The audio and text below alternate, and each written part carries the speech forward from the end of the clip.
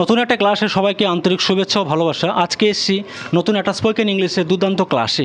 দেখো বোর্ডের মধ্যে কিছু বাক্য লেখা আছে। লোকটি চায়ে অভ্যস্ত, সুমন ফ্রি ফায়ার খেলতে অভ্যস্ত, রাখি ঘুমাতে অভ্যস্ত, আমি নাচে অভ্যস্ত, দীপা রান্না করতে বা রান্নাতে অভ্যস্ত।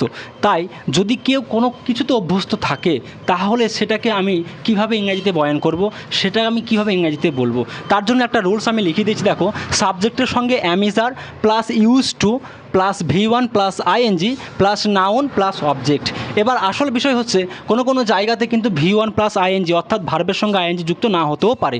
যেমন এখানে দেখো, লোকটি চায়ে অভ্যস্ত, এই যে বাক্যটা আছে, তাহলে আমি এখানে লোকটা দ্য ম্যান এখানে সাবজেক্ট করছি, দ্য ম্যান। তারপর দ্য ম্যানের পরে আমরা এখানে ইজ ব্যবহার করব, the man is use to. এবার চা ইংরেজি কি? টি। বাস এইটুকু লিখলেই হবে, the man is use to tea. এর বাংলা অর্থ হয়ে যাচ্ছে যে লোকটি চায়ে অভ্যস্ত। এবার সুমন ফ্রি ফায়ার খেলতে অভ্যস্ত। কোন একটা ছেলে সুমন, সে ফ্রি ফায়ার খেলতে খুবই অভ্যস্ত। তাহলে ফ্রি ফায়ার খেলতে অভ্যস্ত আমি এটাকে কীভাবে বলতে পারি? তাহলে প্রথমে আমি এখানে বলতে পারি সুমন ইজ ইউজ টু, এরপর V1 প্লে, তার সঙ্গে আইএনজি, প্লেয়িং। কি খেলতে? Playing free fire, free fire. তাহলে Suman is use to playing free fire. এখানে কিন্তু ভার্বের সঙ্গে আইএনজিটা যোগ হয়েছে, অর্থাৎ প্লেয়িং হয়েছে। আগেরটা কিন্তু কোনোরকমভাবে ভার্বের সঙ্গে আইএনজি আমরা যোগ করিনি। কেমন?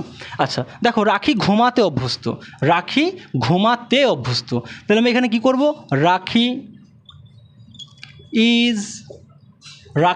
ইজ ইউজড টু স্লিপ,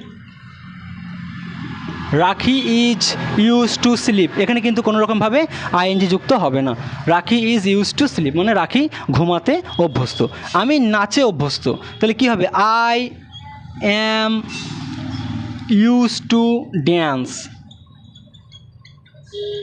দেখো, দীপা রান্নাতে অভ্যস্ত। শেষ বাক্যটা দেখো, দীপা রান্নাতে অভ্যস্ত। তাহলে কী হবে? Deepa is use to cook. Clear?